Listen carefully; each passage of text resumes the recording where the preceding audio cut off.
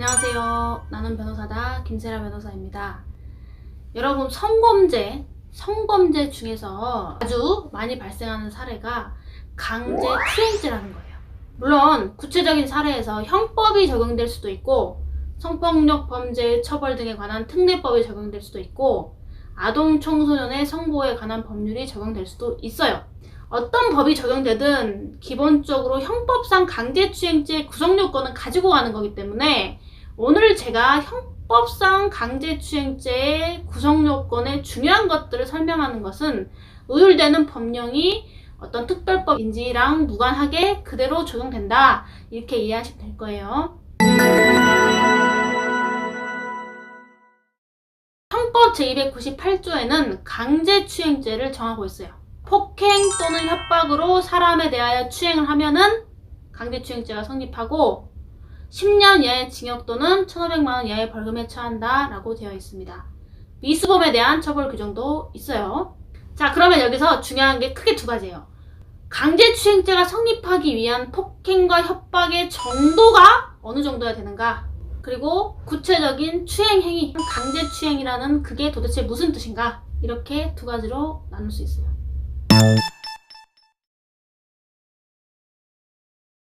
일단 첫 번째, 강간죄와 강제추행죄의 폭행 협박의 정도를 다르게 봐야 되는지, 이거에 대한 논쟁으로 볼 수 있는데, 기본적으로 우리 대법원 판례는 일단은 다르게 봐요.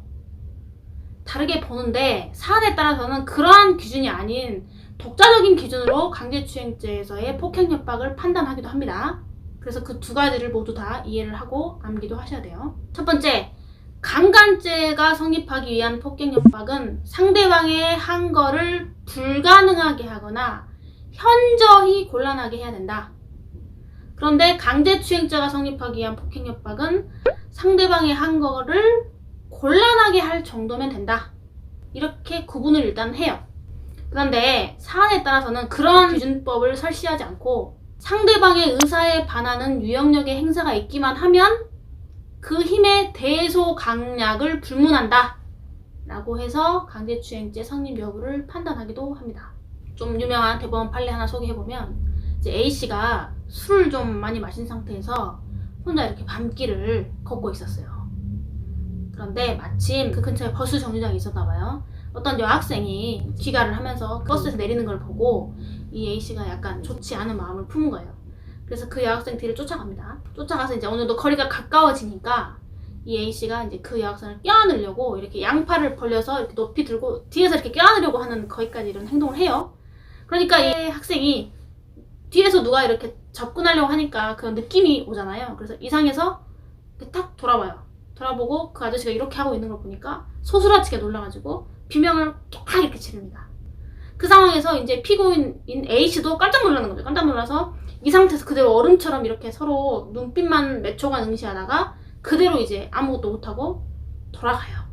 이러한 사안에서 과연 강제추행죄 성립 요건으로서 폭행이 있었느냐, 이게 쟁점이 됐는데, 우리 대법원은 양쪽 팔을 높이 쳐들고 이렇게 껴안으려고 하는 행동을, 접근한 행동 자체도 유형력의 행사다.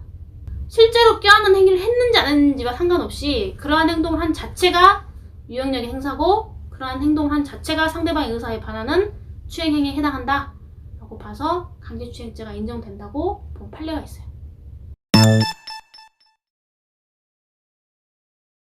그 다음에 이제 추행행위라는 게 뭐냐, 이거는 일단은 그 행위자 있죠, 가해자의 만족이나 욕구나 성욕이나 이런 주관적인 동기나 목적을 기준으로 판단하는 것이 아니라 객관적으로 일반적으로 제3자의 관점에서 성적 수치심이나 성적 혐오감을 일으켰는지, 또 성적 도덕관념에 반하는 행위였는지, 이걸 기준으로 추행행위가 되느냐 안 되느냐를 판단하게 돼요.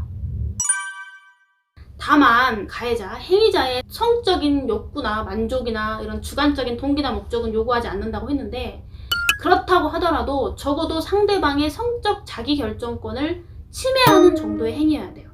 그런 게 아니면 강제추행죄 성립하지 않습니다. 아무리 상대방에게 객관적으로 성적 혐오심이나 성적 수치심을 일으킬 만한 행동이라고 하더라도 상대방의 성적 자기결정권을 침해하는 것이 아니면 강제추행죄는 성립하지 않아요. 이 강제추행죄 보호법이 성적 자기결정권이다 보니까 이런 해석이 되는 겁니다. 그래서 대법원 판례 중에 뭐가 있냐면 이 A씨가 B씨하고 좀 이제 분쟁이 있었어요. 근처에 같이 사는 이웃인데 분쟁이 있어가지고 좀 사이가 안 좋았는데 이 B씨가 이제 A씨하고 내가 이제 분쟁이 있다라는 거를 자기 이제 지인인 X씨한테 얘기를 해요. 그러니까 이 X씨가 좀 이제 자기가 중간에서 좀 이제 어느 정도 얘기를 좀 해보려고 이 A씨한테 이제 말을 겁니다. 뭐 이런저런 한다면서요, 뭐 어쩐다면서 이렇게 말을 거니까 이 A씨가 이 X씨 말은 듣지도 않고 돌아서서 자기 갈 길을 가버려요. 그냥 그 주차장 있는 쪽으로 가서 자기 차를 빼서 이제 운전해서 가려고 하니까 이 X씨가 이제 자기가 무시당하는 것 같은 이제 기분이 드니까 욕설을 합니다. 욕설을 하고 약간 위협적인 말을 하는데 성적인 의도가 드러나는 건 전혀 아니었고, 욕설을 하면서 이제 그 A씨를 따라가면서 뒤에서 따라가면서 바지를 벗고 자기 성기를 보여줘요. 이 상황, 과연 이것이 강제추행죄에 해당하는가? 이게 쟁점이 됐거든요. 결론부터 얘기하면 대법원은 강제추행죄가 안 된다고 봤어요. 왜냐면 이 A씨, 아까 말한 그 A씨가 이 사건에서 피해자죠. 이 피해 여성이 중년의 여성분이셨고, 당시 그 장소가, 그런 행동이 이루어진 장소가 사람의 왕래도 있었고 차도 왕래하는 그런 곳이었기 때문에 얼마든지 A씨가, 피해자가 안 보려고 하면 안 볼 수, 그냥 고개를 돌려버리면 그만이었다는 거죠. 신체적인 접촉 또한 전혀 없었어요. 그러니까 어느 정도 거리를 둔 상태에서 뒤에서 쫄랑쫄랑 쫓아가다 갑자기 바지를 벗고 자기 성기를 보여준 거예요. 그래서 이런 사안에서는 아무리 X씨가 한 그 행동이 사실 객관적으로 봤을 때 성적 수치심이나 성적 혐오심을 일으킬 만한 행동인 건 맞죠. 갑자기 길거리에서 자기 바지 벗고 자기 성기를 남자가 내놓고 있는데. 그렇지만 이 사건의 발생 경위나 그 피해자의 연령이나 피해자의 의사나 당시 주변 상황이나 이런 상황을 종합해서 봤을 때 피해자의 성적 자기결정권을 침해한 행동은 아니다. 그냥 이게 X씨가 이제 A씨가 자기를 무시하니까 기분 나빠가지고 약간 상식적이지 않은 행동을 한 거지, A씨가 그거에 대해서 성적 자기결정권 같은 것은 전혀 생각할 여지가 없는 그런 사안이었다는 거예요. 그래서 사안에 따라서 이런 규범적인 해석이 나올 수 있다. 똑같은 행동을 해도 누구는 죄가 되고 누구는 죄가 되지 않는다는 게 이런 이유 때문이에요. 그리고 이제 또 이제 강제추행죄에서 빼놓을 수 없는 것이 이제 합의에 대한 문제죠. 이제 성범죄가 합의가 되는지 여부와 무관하게 수사와 재판이 진행되는 죄로 바뀐 지 오래되었지만 여전히 합의가 되었는지 여부는 양형에 아주 중요한 영향을 끼쳐요.